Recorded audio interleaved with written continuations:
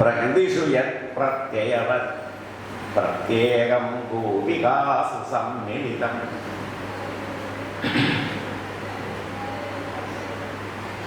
ഞാൻ ഈ ശ്ലോകം ഇവിടെ ആദ്യമായി വെറുതെ മംഗളം എന്ന നിലയ്ക്ക് മാത്രം ചൊല്ലിയതല്ല. മേൽപ്പത്തൂരിൻ്റെ ഈ പ്രസിദ്ധമായ പദ്യം ഈ പ്രകടനത്തിൽ വളരെ യോജിക്കുന്നു എന്നുള്ളതുകൊണ്ട് പ്രകരണൗചിത്യം എന്ന് പറയുന്ന സാഹിത്യത്തിലെ ഒരു വലിയ തത്വമുണ്ട്. കോണ്ടക്സ്റ്റിന് യോജിക്കാത്ത ഒരു സാധനവും ആ സാഹിത്യ സഭയുടെ 4 അയൽവക്കത്ത് വരാൻ കവി അനുവദിക്കരുത് എന്ന് മേൽപ്പത്തൂരിലെ ആനന്ദവർദ്ധനൻ ധന്യാലോകത്തിൽ പലപ്പോഴും പറയും. ഈ പദ്യത്തില് ഇതൊരു കൊച്ചു പദ്യമാണ്, ആര്യാവർത്തത്. പക്ഷേ ഇത് കടിച്ചാൽ ആട്ടി മുടി എരിയും, അങ്ങനെയുള്ളൊരു പദ്യമാണ്. പ്രക്രിയാ സർവസ്വത്തിന്റെ മംഗളപദ്യമാണ് മേൽപ്പത്തൂരിന്റെ. ഈ പദ്യത്തിൽ ഇവിടെ സദസ്സിൽ ഈ പണ്ഡിത സദസ്സ് അതിൻ്റെ അധ്യക്ഷത വഹിക്കുന്നത് നാരായണ മാഷാണ്. ഇത് ഒരു പുസ്തക പ്രകാശനം എന്ന വിധത്തിൽ മാത്രം ചെറുതായി കാണുന്നില്ല. ഞാൻ ഒരു പണ്ഡിത സദസ്സാണ്. നാരായണ മാഷ് വളരെ അർത്ഥപൂർണമായ ഒരു മാഷ പ്രഭാഷണത്തോടുകൂടിയാണ് ആരംഭിച്ചത്. എൻ്റെ പ്രിയ സുഹൃത്ത് നാരായണൻ, ഏപ്രം നാരായണൻ എന്ന് ഞാൻ വിളിക്കാറുള്ളൂ. ഏപ്രത്തിൻ്റെ ഇതിൻ്റെ ഉദ്ഘാടന ഭാഷണം നമ്മൾ കേട്ടു. ഇനിയും പണ്ഡിതന്മാർ പലരും സംസാരിക്കാനുണ്ട്. സാഹിത്യവും ശാസ്ത്രവും ഇത് വാസ്തവത്തിൽ രണ്ടും നമ്മുടെ തലയുടെ ഉള്ളിലുള്ളതാണ്. നമ്മുടെ ഈ മസ്തിഷ്കത്തിന് 2 വിഭാഗങ്ങളുണ്ട്. ഒന്ന് സാഹിത്യത്തിൻ്റെതാണ്, അല്ലെങ്കിൽ കലകളുടേതാണ്. സാഹിത്യവും ഈ കലകളുടെ വിട 64 കലകളിൽ ഒന്നാണ് സാഹിത്യം. അപ്പൊ കലകളുടെയാണെന്ന് പറയാം സാമാന്യമായിട്ട്. മറ്റേ ഭാഗം ശാസ്ത്രത്തിൻ്റെ. കലകളും സാഹിത്യവും ഒക്കെ ഉണ്ടാകുന്നത് പ്രതിഭയിൽ നിന്നാണ്. എന്നാൽ ശാസ്ത്രം ഉണ്ടാകുന്നത് പ്രജ്ഞയിൽ നിന്നാണ്. അങ്ങനെ സാഹിത്യത്തിന്റെ കാരണമായ പ്രതിഭയും ശാസ്ത്രത്തിന്റെ കാരണമായ പ്രജ്ഞയും ഇത് രണ്ടും സമഞ്ജസമായി സമ്മേളിക്കുന്ന, അത് എത്ര കവികൾ അങ്ങനെയുള്ളവരുണ്ട് എന്ന് ചോദിച്ചാൽ ആനന്ദവർദ്ധനെ തന്നെ നമ്മൾ ആശ്രയിക്കേണ്ടി വരും. ദ്യുത്രാഹ പഞ്ചശാവ, ദ്യുത്രാഹ പഞ്ചശാവ കവയ. 1, 2, 3 എനിക്ക് നമ്മൾ ഉത്സാഹത്തിൽ എണ്ണാൻ തുടങ്ങും. 3 കഴിയുമ്പോഴേക്കും ഇനി അടുത്ത് ഇനി പറയാൻ ആരെങ്കിലും ഉണ്ടോ എന്ന് ആലോചിക്കും. 4ാമത്തെ പറയും, കഷ്ടിച്ച് എനിക്ക് 5ാമത്തെ പറയും. ഒന്നുകൂടി ആയാൽ ശരി 6 വരെ ആവാം. 6ന്റെ മീതെ ഇല്ലാന്നാണ് അന്തർഭങ്ങൾ. ശാസ്ത്രേ വിസ്തൃതയുക്തിജാല ജടിലേ സൗന്ദര്യസാരാത്മകേ സാഹിത്യേച സമം വിഹാരചതുര പ്രജ്ഞാത്തവാന്യാദൃശി എന്ന മേൽപ്പത്തൂരിനെ കുറിച്ച് ഞാനൊരു പ്രകടനത്തിൽ എഴുതിയൊരു ശ്ലോകമാണ്. സാഹിത്യത്തിലും സുകുമാരവസ്തുവായ സാഹിത്യത്തിലും യുക്തിജാല ജഡിലമായ ശാസ്ത്രത്തിൽ, ഇതാണ് ശാസ്ത്രത്തിന്റെ സ്വഭാവം. അതാണ് യുക്തിജാല ജഡിലം. ഇത് രണ്ടും ഒരുപോലെ ശോഭിക്കുന്ന അങ്ങനെയുള്ള മനുഷ്യകൾ എത്ര പേരുണ്ടായിട്ടുണ്ട് കേരളത്തിൽ. നമുക്ക് ശങ്കരാചാര്യന്റെ പേര് പറയാം, അതാണ് ആദ്യത്തെ സംശയമില്ല. ശങ്കരാചാര്യ കഴിഞ്ഞാൽ പിന്നെ ഒന്ന് പറയാതെ മേൽപ്പത്തൂരാണ്. പിന്നെ ഇങ്ങനെ വന്നാൽ നമുക്കിങ്ങനെ ആലോചിക്കണം. ഒരു പെട്ടെന്ന് ആലോചിക്കാതെ പറയാവുന്ന പേര് 2 ഉള്ളൂ. പിന്നെ ഒക്കെ ആലോചിക്കണം. പിന്നെ അവിടെ വലിയ മഹാകവികളൊക്കെ ഉണ്ട്, പക്ഷെ അവർക്ക് ശാസ്ത്രം വഴങ്ങില്ല. അതേസമയത്ത് ശാസ്ത്രം നല്ലപോലെ വികസിച്ചിട്ടുള്ളവർക്ക് കവിത വളരെ കഷ്ടം. അപ്പോ മേൽപ്പത്തൂര് ഈ ശ്രേണിയിൽ എവിടെ നിൽക്കുന്നു എന്നാണ് ഞാൻ പറയാൻ ചോദിക്കുന്നത്. ശങ്കരാചാര്യർ കഴിഞ്ഞാൽ രണ്ടാമത്തെ ആളായിട്ട് മേൽപ്പത്തൂരിനെ നമുക്ക് ഒരു വിഷമവുമില്ലാതെ ഈ സാഹിത്യത്തിൻ്റെ ചാന്ദ്രപ്രഭയും ശാസ്ത്രത്തിൻ്റെ സൗര തേജസ്സും ഇത് രണ്ടും സമഞ്ജസമായി സമ്മേളിച്ച ഒരു മഹാവ്യക്തിത്വം എന്ന് പറയാവുന്നത് ശങ്കരാചാര്യരാണ് ആദ്യത്തേത്. രണ്ടാമത്തേത് നിസ്സംശയം മേൽപ്പത്തൂർ നാരായണ ഭട്ടതിരിയാണ്. അപ്പോൾ നാരായണീയവും പ്രക്രിയാസഹവസവും ഒക്കെ പഠിക്കണമെങ്കിൽ പ്രക്രിയാസഹവസം പഠിക്കണമെങ്കിൽ വ്യാകരണം മാത്രം പഠിച്ചാൽ പോരാ. പ്രക്രിയാസഹവസം പഠിക്കണമെങ്കിൽ സാഹിത്യം അറിയണം. ഇത് വ്യാകരണ ഗ്രന്ഥല്ലേ, പക്ഷെ അതിലെ ഉദാഹരണ പദ്യങ്ങളൊക്കെ മനോഹരമായ സാഹിത്യ ശില്പങ്ങളാണ്. അതുകൊണ്ട് അതിനെ അറിയാതെ അതിനെക്കുറിച്ച് പറയാൻ പറ്റില്ല. ഇങ്ങനെ ഈ മഹാപ്രതിഭാ വ്യക്തിത്വങ്ങളുടെ ആ നിരയിൽ പ്രകാശിക്കുന്ന മേൽപ്പത്തൂർ നാരായണ ഭട്ടതിരി അത്ഭുതം തോന്നുന്ന കാര്യം എന്താണെന്ന് വെച്ചാൽ ഇന്ന് മലയാളിക്ക് നാരായണീ എന്ന് പറഞ്ഞാൽ മലയാള കൃതിയാണ്. മലയാളിക്ക് ജ്ഞാനപ്പാനയും ഹരിനാമ കീർത്തനമൊക്കെ എങ്ങനെയാണ് നമ്മൾ ചെല്ലണേച്ചാൽ അതുപോലെ നമ്മളെല്ലാവരും സംസ്കൃതം നമുക്ക് അറിയോ? അതൊന്നും അറിയില്ല, പക്ഷേ നാരായണീ അറിയും. നോക്കൂ, എന്തൊരു കുടിൽ തൊട്ട് കൊട്ടാരം വരെ എന്നൊക്കെ നമ്മൾ സാധാരണ പറഞ്ഞതിനെ കുറിച്ച് പറയാറുണ്ട്. പക്ഷെ അതൊക്കെ അത്ര അന്വർത്ഥായിട്ടൊന്നും അല്ല പറയണത്, സ്വല്പം അതിശയോക്തിയായിട്ടാണ് പറയണത്. വളരെ സ്വഭാവോക്തിയായിട്ട് പറയാവുന്ന കാര്യമാണ് നാരായണീയം എന്ന് കുടിൽ തൊട്ട് കൊട്ടാരം വരെ. അതിന് പല കാരണങ്ങളുണ്ടാവാം, പക്ഷെ നാരായണീയത്തിന്റെ പ്രശസ്തി അത്ര വലുതാണ്. നാരായണീയത്തിന് ഈ പ്രശസ്തി മുഴുവൻ ഉണ്ടാവേണ്ട കാരണം എന്താണ്? അതിൻ്റെ സാഹിത്യപരവും ശാസ്ത്രപരവുമായ പരിപൂർണം. ഒരു തരത്തിലും അതിനെ ചോദ്യം ചെയ്യാൻ മേൽപ്പത്തൂരിന്റെ പ്രയോഗങ്ങളെ അസാധുവാക്കാനോ, കവികളൊക്കെ ഇപ്പൊ കാളിദാസാദികളായ മഹാകവികളൊക്കെ പല ദിക്കിലും വ്യാകരണ പ്രശ്നങ്ങൾ വരുത്തിയിട്ടുണ്ട്. അങ്ങനെയൊന്നും മേൽപ്പത്തൂരില്ല. അത് തന്നെ ഇപ്പൊ കാളിദാസന്റെ മീനെയാണോ മേൽപ്പത്തൂർ വെച്ചാൽ ആണ് എന്ന് പറയേണ്ടി വരും ചില കാര്യം. ചിലപ്പോൾ നമുക്ക് മുഴുവൻ ഇഷ്ടമായിട്ടല്ല അങ്ങനെ പറയണത്, കാരണം കാളിദാസനോടൊരു പക്ഷപാതം നമുക്കുണ്ട്. എന്നിരിക്കലും ചിലപ്പോൾ അങ്ങനെ പറയേണ്ടി വരും. അപ്പോ നാരായണീയത്തിന്റെ ഈ 26ാമത്തെ വയസ്സിലാണ് മേൽപ്പത്തൂരിൽ നാരായണീയം വരുന്നത്. അപ്പോ യുവത്വത്തിന്റെ അങ്ങേറ്റത്ത് നല്ലൊരു കാലമാണ്. എല്ലാം നല്ല പ്രകാശാത്മകമായി കാണാൻ കഴിയുന്ന ഒരു കാലമാണ് യൗവനം എന്ന് പറയുന്നത്. ഏതിലും അതിൻ്റെ ഭംഗി, ചാരുത ആസ്വദിക്കാൻ കഴിയുന്ന ഏറ്റവും നല്ല ജീവിതത്തിലെ കാലഘട്ടമാണ് യൗവനം. ആ യൗവന കാലഘട്ടത്തിൽ എഴുതിയ നാരായണീയം, അദ്ദേഹം യൗവനായിരുന്നു വെച്ചാൽ വളരെ അവശനായിരുന്നു നമുക്കറിയാം. അവശതയിലാണ് ഈ നാരായണീയം എഴുതിയത്. അവശതയിൽ പോലും ഇങ്ങനെയുള്ളൊരു കാവ്യം എഴുതുമെങ്കിൽ ഇദ്ദേഹം ആരോഗ്യവാനായിരുന്നതിന് ശേഷം ഒരു കാവ്യം കൂടി ഇതുപോലെ എഴുതിയിരുന്നെങ്കിൽ എത്ര കേമാവുമായിരുന്നു എന്നുള്ളതാണ് നാം ആലോചിക്കുന്നത്.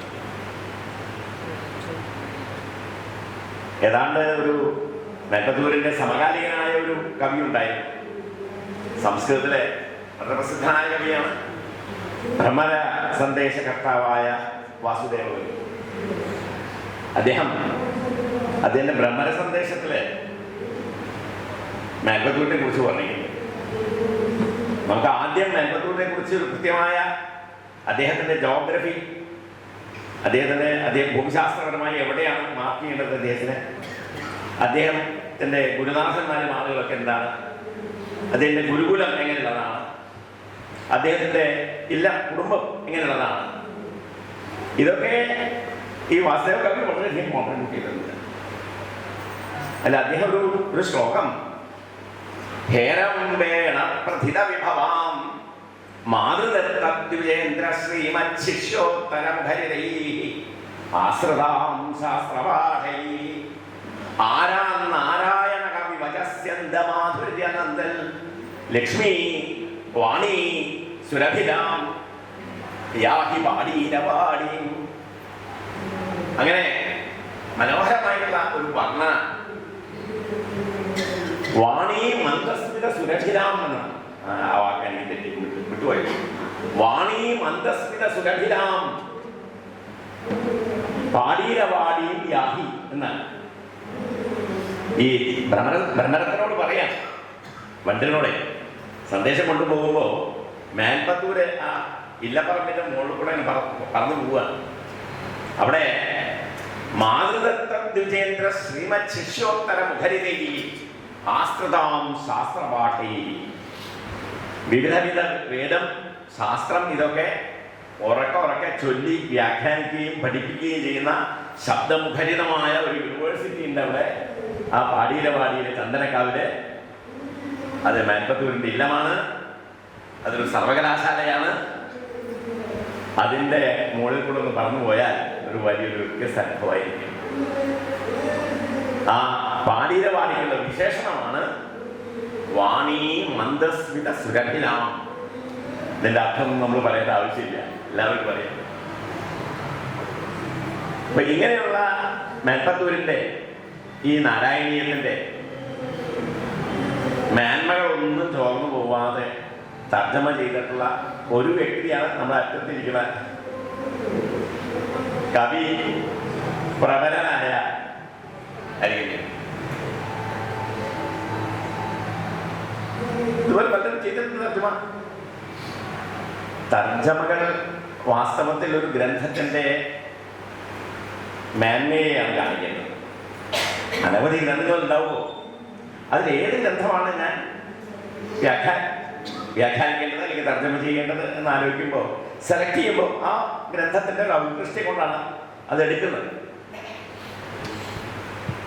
അപ്പോ നമ്മുടെ സംസ്കൃത കൃതികൾ ഒക്കെ എടുത്ത് പരിശോധിച്ചാൽ അതിൽ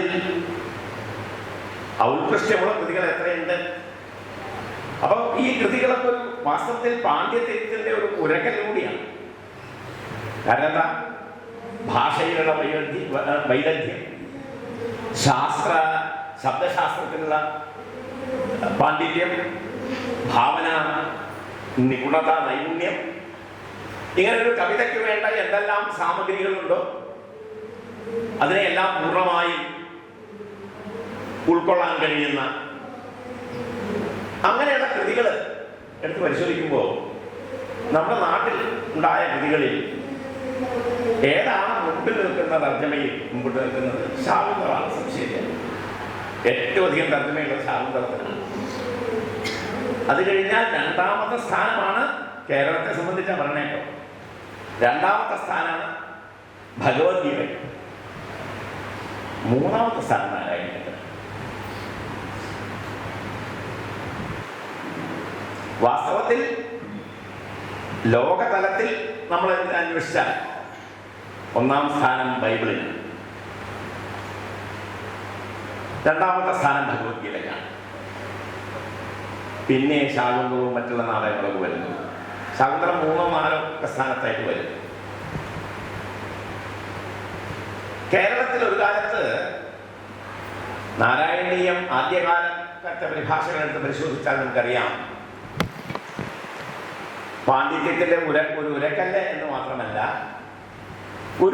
ഒരാളെ ഒരു വ്യക്തിയെ കവിയായി സമൂഹം അംഗീകരിക്കണമെങ്കിൽ നാരായണീയം കൂടി തർജ്ജമ ചെയ്യണം. ഇല്ലെങ്കിൽ മറ്റേത് കവിത എഴുതിയാലും, മറ്റെത്ര ഗംഭീരമായ ഉത്തമ കോടിയിൽപ്പെടുന്ന കവിതകൾ, കാവ്യങ്ങൾ എഴുതിയിട്ടുള്ള ആളാണെങ്കിലും അതിന് ആ തരത്തിലുള്ള ഒരു അംഗീകാരം ഉണ്ടാവില്ല. ഇതൊരിക്കൽ KND ഇവിടെ സൂചിപ്പിച്ച KND ഭട്ടതിരിപ്പാട് അദ്ദേഹം തന്നെയാണ് എന്നോട് പറഞ്ഞത്. ഇങ്ങനെ ഒരു ഇതുണ്ട്, അതുകൊണ്ട് എനിക്ക് നാരായണീയം കൂടി ഒന്ന് എഴുതണമെന്നുണ്ടെന്ന് അദ്ദേഹം പറയുന്നത്. പക്ഷെ അത് അദ്ദേഹത്തിന് എഴുതി അവസാനിപ്പിക്കാൻ കഴിഞ്ഞില്ല. കുറച്ച് അതിന് എഴുതുണ്ടായി. അപ്പോഴേക്കും അദ്ദേഹത്തിന് പ്രായാധിക്യത്തിന്റെ കുറെ വിഷമങ്ങളൊക്കെ ഒന്നും എഴുതാൻ പറ്റിയില്ല. പക്ഷെ അദ്ദേഹത്തിന്റെ കവിത അതുകൊണ്ടൊന്നും ഒട്ടും മോശമാവണില്ല. നമുക്കറിയാം എത്ര അതിഗംഭീരമായ, നമുക്ക് കേരളത്തിൽ ഒരുപക്ഷെ ശ്ലോകമുത്തശ്ശിമാരെ പരിണയിച്ച് പാണിഗ്രഹണം ചെയ്ത് അവരെ മുഗ്ധ യുവ എന്താ പറയുക, സുന്ദരികളാക്കി മാറ്റിയ നമ്മുടെ പ്രതിഭാധനന്മാരായിട്ടുള്ള കവികളിൽ അതിൽ ഒരാളാണ് നമ്മുടെ ഉണ്ണികൃഷ്ണൻ മാഷ്, ഉണ്ണികൃഷ്ണൻ ചെറുതിരുത്തി. അതുപോലെ നമ്മുടെ വേറൊരു ഉണ്ണികൃഷ്ണനുണ്ട്, ഉണ്ണികൃഷ്ണൻ അരിയന്നൂരുണ്ട്, പിന്നെ ഉണ്ണികൃഷ്ണൻ ചെറുതിരുത്തി എന്ന് പറഞ്ഞൊരു കവിയുണ്ട്. ഈ കവികളൊക്കെ പലപ്പോഴും നമ്മൾ വേണ്ട പോലെ അവരെ ശ്രദ്ധിച്ചിട്ടുണ്ടോ? നമ്മുടെ സാഹിത്യ ആസ്വാദകരെ അല്ലെങ്കിൽ ഭാഷാ പ്രേമികൾ വേണ്ട പോലെ ഉൾക്കൊണ്ടിട്ടുണ്ടോ എന്ന് എനിക്ക് സംശയമുണ്ട്. പക്ഷേ അങ്ങനെയുള്ളവരുണ്ട് നമ്മുടെ നാട്ടിൽ. അതിൽ ഒരു പക്ഷേ 20-ാം നൂറ്റാണ്ടിലെ ഏറ്റവും പ്രഗത്ഭരായ 2-3 പേരുടെ പേര് പറഞ്ഞാൽ ഒന്ന് KND ഭട്ടതിരിപ്പാടാണ്, രണ്ടാമത് VT ഗോവിന്ദൻ നായർ. അപ്പൊ അങ്ങനെ ഒരു കൃതി, ഏത് കൃതി തർജ്ജമ ചെയ്താലാണോ തനിക്കൊരു പ്രശസ്തി അംഗീകാരം ഉണ്ടാകുന്നത്, ആ കൃതി നാരായണീയമാണ് എന്ന് വിശ്വസിച്ചുകൊണ്ട് നാരായണീയത്തിന്റെ തർജ്ജമയിലേക്ക് ഇറങ്ങുന്ന ആളുകൾ. പക്ഷേ പലപ്പോഴും ഞാൻ കണ്ടിട്ടുള്ളത് പല തർജ്ജമകൾ ഉത്സാഹമുണ്ട്, ഭാഷാ പരിചയവും പാണ്ഡിത്യവും ഒക്കെ ഉണ്ട്. പക്ഷേ തർജ്ജമ എന്ന് പറയുന്നത് കുറച്ചുകൂടി അത് കേവലം പ്രതിഭ മാത്രം ഉണ്ടായതുകൊണ്ട് കാര്യമില്ല. അതാണ് ഞാൻ നേരത്തെ സൂചിപ്പിച്ചത്, ശാസ്ത്രവും സാഹിത്യവും ഒരുപോലെ സമ്മേളിക്കണം എന്ന് പറഞ്ഞത് ഈ വിവർത്തനങ്ങളിലാണ് അധികം വരുന്നത്. കാരണം അതിനൊരു മെക്കാനിസം പറയുന്നത് ഞാൻ ആലോചിക്കാറുണ്ട്. ഞാനിപ്പോൾ മെക്കാനിന്റെ ഇത് തർജ്ജമ കണ്ടില്ല, അത് ഇപ്പോൾ പുസ്തകം കൈ കിട്ടിയുള്ളൂ. എനിക്കൊരു ആകാംക്ഷയുണ്ട്. ഇപ്പോൾ നാരായണീയത്തിലെ പല ശ്ലോകങ്ങളും തർജ്ജമ ചെയ്യുമ്പോൾ, ഇപ്പോൾ ഉത്തരേന്ത്യയിലെ ഒരാൾ ഹിന്ദിയിലേക്ക് തർജ്ജമ ചെയ്യാൻ പറ്റും, കേരളത്തിൽ വിടും, ഹിന്ദിയിലേക്ക് തർജ്ജമ ചെയ്യാൻ പറ്റും. നന്ദത്തൂരെ പ്രയോഗിച്ചിട്ടുണ്ടെങ്കിൽ ശിവശിവകിലതാം ഗർഭിണീം അഭ്യാസി, രാമായണത്തിൽ ശിവശിവ എന്നുള്ളത് എങ്ങനെ തർജ്ജമ ചെയ്യാം? ഇത് ശരിക്കും പറഞ്ഞാൽ മലയാളം. ശിവശിവ എന്ന് മലയാളി പറഞ്ഞ സാധനമാണെങ്കിൽ സംസ്കൃതം ഒന്നുമല്ല, സംസ്കൃത പദമല്ല ഇത്. ഈ ശിവശിവ എന്നുള്ളത് സംസ്കൃത പദം അല്ലാത്തത് ചിലത് മാൻപത്തൂർ പ്രയോഗിച്ചു എന്നുള്ളതിന്റെ തെളിവാണ് ഞാൻ പറഞ്ഞത്. തനി മലയാളം, തനി നമ്പൂരി ഭാഷ, ശിവശിവ എന്ന് നമ്മൾ പറയണം. അത് കേട്ടാൽ എന്താ അർത്ഥമാണോ നിങ്ങളുടെ ഉള്ളിൽ ഉണ്ടാവുന്നത്, അതാണ് അതിൻ്റെ അർത്ഥം. ഇതെങ്ങനെ തർജ്ജമ? ഇതുപോലെ ഞാൻ അധിക സമയം കുറെ കാര്യങ്ങൾ അതിനെക്കുറിച്ച് പറയാനുണ്ട്, അത് പറയാൻ പറ്റിയ സമയം കുറവ്. ഇതുപോലെ ചില പ്രയോഗങ്ങളുണ്ട്, പദങ്ങളുടെ കാര്യം മാത്രമല്ല. ഈ മലയാളിയുടെ ഒരു സ്വത്വം, ഇത് എനിക്കിത് പറയുമ്പോൾ മഹാകവി അക്കിത്തം ഭാഗവതം തർജ്ജമ ചെയ്തപ്പോൾ ഉണ്ടായ ആ അനുഭവത്തെ കുറിച്ച് അക്കിത്തം തന്നെ പറഞ്ഞിട്ട് എനിക്കറിയാം. അവസാന കാലത്ത് അദ്ദേഹം അത് എഴുതി കഴിഞ്ഞ് അതൊന്ന് അച്ഛനെ വായിച്ചു കേൾപ്പിക്കാനായിട്ട് ചാത്തനാത്ത അച്ഛനുണ്ണിയായിട്ട് എൻ്റെ ഇല്ലത്ത് വരികയുണ്ടായി. പക്ഷേ അച്ഛൻ തീരെ വയ്യാത്ത അവസ്ഥയായിരുന്നു. എന്നാലും കേട്ട് കിടന്നു ചില റിമാർക്കുകളൊക്കെ പറഞ്ഞു. എനിക്ക് ഇപ്പോഴും ഓർമ്മയുണ്ട്, ഇല്ലത്ത് അച്ഛൻ കിടക്കണ ഇതില് ഒരു കുന്തുകാലം ഇങ്ങനെ അക്കിത്തം ഇരുന്നിട്ടാണ് വായിച്ചു, അച്ഛനെ വായിച്ചു കേട്ടു. അപ്പൊ അതിൽ പല പ്രയോഗങ്ങളും, ഭാഗവതത്തിലെ പല പ്രയോഗങ്ങളും അത് മലയാളത്തിൽ തർജ്ജമ ചെയ്യാൻ പറ്റില്ല. അപ്പൊ ഈ തർജ്ജമ എന്ന് പറയുന്നത് വളരെ ദുഷ്കരമായ ഒരു കാര്യമാണ്. ഞാൻ കവിത എഴുതാം, അതിന് പ്രശ്നമൊന്നുമില്ല. തർജ്ജമ ചെയ്യാൻ ഭയങ്കര ബുദ്ധിമുട്ടാണ്. അതിന് സാഹിത്യ രചനയ്ക്കുള്ളതായിരിക്കുന്ന പ്രതിഭാ സമ്പത്ത് മാത്രം പോരാ, അതിന് ഒരുപാട് ശാസ്ത്രത്തിൻ്റെതായ, ഭാഷാശാസ്ത്രത്തിൻ്റെതായ ടെക്നിക്കൽ അതുകൂടി മനസ്സിലായിരിക്കണം. ഞാൻ ആ പ്രയോഗത്തിന്റെ കാര്യം പറഞ്ഞല്ലോ, ഒരു ഉദാഹരണം പറയാം, അത് പെട്ടെന്ന് ഓർമ്മൊന്നുമില്ല. ഈ മലയാളി സാധാരണ പരിചയമുള്ള ചില പ്രയോഗങ്ങൾ, പ്രത്യേകിച്ച് നമ്മുടെ സമൂഹത്തിലൊക്കെ പൊതുവേ ഉള്ളത് പ്രയോഗമാണ്. അയ്യോ കഷ്ടം, മുഖത്ത് വെള്ളം വെച്ചിട്ട് കഷ്ടം പറയില്ലേ. സ്വനാസിക ദത്തകരാസ്തു ദീക്ഷക, കാളിദാസൻ മലപ്പുറത്ത് പ്രയോഗിച്ചുള്ളതാണ്. ഇത് ഈ കേരളം വിട്ട് ആരെങ്കിലും മനസ്സിലാവും? ഈ കേരളം വിട്ടാൽ ഈ മൂക്കത്ത് വെള്ളിച്ചു എന്ന് പറയുന്നത് നമ്മൾ മലയാളത്തിൽ പറയുന്നതിന് അർത്ഥം, ഇത് മലയാളത്തിൽ മാത്രമേ ഈ അർത്ഥമുള്ളൂ, വേറെ എവിടെയില്ല. ഇതെങ്ങനെ തർജ്ജമ ചെയ്യും? നോക്കൂ, ഇതുപോലെ നാരായണീയത്തിന്റെ തുടക്കം മുതൽക്ക് ഇങ്ങനെ നോക്കിക്കഴിഞ്ഞാൽ ഞാൻ 2-3 ഉദാഹരണങ്ങളെ പറഞ്ഞുള്ളൂ. പക്ഷെ ഒരു പടി പറയാം. അപ്പൊ ഒരു കവിയെ അഗ്നിപരീക്ഷയ്ക്ക് വിധേയമാക്കലാണ് അയാളെ കൊണ്ടൊരു വിവർത്തനം ചെയ്യുക, അല്ലെങ്കിൽ അയാൾ സ്വയം ഒരു വിവർത്തനം ചെയ്യാനായിട്ട് തയ്യാറാവുക. കവിത എഴുതുന്നത് വളരെ അനായാസമാണ്. ഒരു തരത്തിൽ പറഞ്ഞാൽ പ്രതിബന്ധങ്ങളൊന്നുമില്ല. മറ്റത് അങ്ങനെയല്ല. മാത്രമല്ല, ഇതിന് സാധാരണ നമ്മൾ പറയുമല്ലോ തർജ്ജമയിൽ മൂലത്തിന് ഒരു ഡെഫിനിഷൻ തന്നെ പറയുന്നത് തർജ്ജമയിൽ ചോർന്നു പോകുന്നത് ഏതോ അതാണ് മൂലം എന്നാണ്. തർജ്ജമയിൽ ചോർന്നു പോകുന്ന ഏതോ അതാണ് മൂലം. മൂലത്തിന്റെ ലക്ഷണം അതാണ്. അപ്പോ തർജ്ജമയും മൂലവും തമ്മിൽ എത്രത്തോളം അകൽച്ച നമ്മുടെ തർജ്ജമകളിൽ വന്നിട്ടുണ്ട് എന്നുള്ളത്, മൂലത്തിൽ നിന്ന് എത്ര അകന്നു പോയിട്ടുണ്ട് നമ്മുടെ തർജ്ജമകൾ എന്നുള്ളത്. ഇപ്പോ അതിന് വളരെ അപവാദമായിട്ടുള്ളത് കുഞ്ഞുകുട്ടൻ നമ്പരാനെ പോലെയൊക്കെയുള്ള നിൽക്കട്ടെ നോവിൻ കഥ, അവിടെ തന്നെ ചില കാര്യങ്ങളില് അഭിപ്രായ വ്യത്യാസങ്ങളുണ്ട്. എന്നാലും ഏറെക്കുറെ ശങ്കരാചാര്യനെ ഉദ്ദേശിച്ച ആ ആശയത്തിനോട് അടുത്ത് നിൽക്കുന്ന ഒരു തർജ്ജമയാണ് നിൽക്കട്ടെ നോവിൻ കഥ. അതിലെല്ലാം ചില പാഠങ്ങളൊക്കെ ഉണ്ടാക്കിയിട്ടുണ്ട്. അതൊക്കെ മഹാബദ്ധവഞ്ചാംഗങ്ങളായ പാഠങ്ങളൊക്കെ ഉണ്ട്. എന്തോ ആവട്ടെ, ഇങ്ങനെ തർജ്ജമ വളരെ വളരെ പ്രയാസകരമായ ഒരു കാര്യമാണ്. അത് കേവലം ഒരു ഭാവനയുടെ വ്യാപാരം മാത്രമല്ല, അത് ബുദ്ധിയുടെ കൂടെ വ്യാപാരമാണ്. ബുദ്ധിയുടെ വ്യാപാരം നമുക്ക് ശാസ്ത്രം കൂടി കിട്ടും. ശാസ്ത്രത്തിന്റെ സാധനമാണ് ബുദ്ധി. അതാണ് എന്താണ് ഞാൻ നേരത്തെ പറഞ്ഞല്ലോ, പ്രതിഭയുടെ ഉണ്ടെങ്കിൽ കവിത ഉണ്ടാവും, ബുദ്ധി ഉണ്ടെങ്കിലേ ശാസ്ത്രം ഉണ്ടാകും. ഇത് രണ്ടും ഒരുമിച്ച് സമ്മേളിക്കുമ്പോഴാണ് അവർ മഹാകവികളായി മാറും. ഇങ്ങനെ മേൽപ്പത്തൂരിന്റെ കാവ്യരചനയില് ഞാൻ മേൽപ്പത്തൂരിനെ കുറിച്ച് കൂടുതൽ പറയുന്നത് അങ്ങനെ പറയണമെന്ന് നാരായണ മാഷ് എന്നോട് പറഞ്ഞുകൊണ്ടാണ്. പിന്നെ മേക്കാട്ടിന്റെ ഈ ഇതിനെ കുറിച്ച് വേണമെങ്കിൽ വലിയൊരു പ്രസംഗം പിന്നീടും ചെയ്യാം. കാരണം അത് മുഴുവൻ വായിച്ചു നോക്കിയില്ല. അദ്ദേഹത്തിന്റെ മറ്റു കവിതകളെ കുറിച്ച് ഞാൻ ചെന്ന് കണ്ടിട്ടുണ്ട് കേട്ടോ. അധികം കണ്ടിട്ടില്ല, എന്നാലും കുറെ കണ്ടിട്ടുണ്ട്. ഞങ്ങള് സതീർത്ഥ്യന്മാരാണേലും ഞങ്ങൾ ഒരു തീർത്ഥത്തിലാണ് സ്നാനം ചെയ്തിട്ടുള്ളത്. അതുകൊണ്ടാണ് സതീർത്ഥ്യന്മാരാണെന്ന് പറഞ്ഞത്. അപ്പോ അദ്ദേഹത്തിന്റെ കവിത്വത്തെ കുറിച്ച് എനിക്ക് യാതൊരു സംശയവുമില്ല. ഈ തർജ്ജമയും അതുപോലെ തന്നെ മനോഹരമായിരിക്കും എന്നതിൽ എനിക്ക് സംശയത്തിന്റെ ഒരു അംശവും ഇല്ല. മേൽപ്പത്തൂരിന്റെ ഈ കാവ്യത്തിന്റെ ഈ അദ്വിതീയത്വം എന്താണ്? ഞാൻ പറഞ്ഞില്ലേ, കുടിൽ തൊട്ട് കൊട്ടാരം വരെ ഇന്നിപ്പോ കേരളത്തിൽ